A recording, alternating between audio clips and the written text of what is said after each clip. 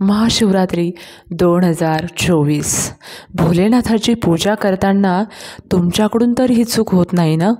शंकर पार्वतीचा विवाह सोहळ्याचा आजचा दिवस महाशिवरात्री म्हणून अख्ख्या देशात मोठ्या उत्साहात साजरा केला जातोय.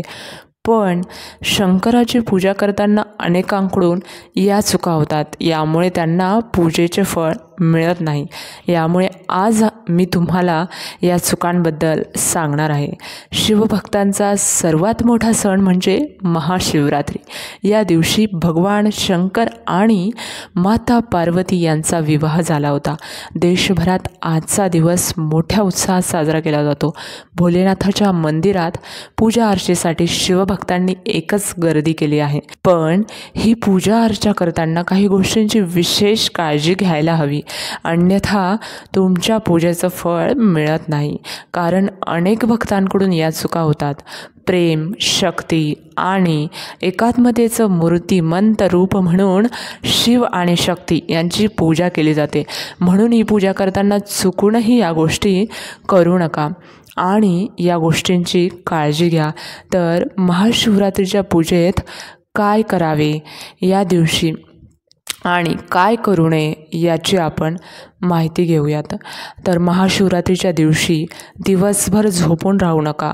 या दिवशी आंघोळ करून पांढरे, लाल, पिवळे आणि केशरी रंगाचे कपडे परिधान करा. ओम नमः शिवाय या मंत्राचा जप करा. महाशिवरात्रीची पूजा रात्री केली जातात, म्हणून भक्त शिवपूजा करण्यापूर्वी संध्याकाळी स्नान करतात.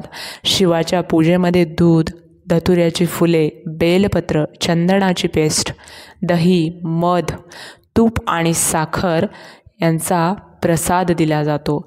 धतुऱ्याचे फूल किंवा पांढऱ्या रंगाचे फूल अर्पण करणे खूप शुभ असते. तर महाशिवरात्रीच्या पूजेत काय करू नये? जर तुम्ही महाशिवरात्रीचा उपवास केला असेल तर तांदूळ, गहू किंवा डाळींचं सेवन करू नका. या दिवशी लसूण, कांदा आणि मांसाहार कधीही खाऊ नये.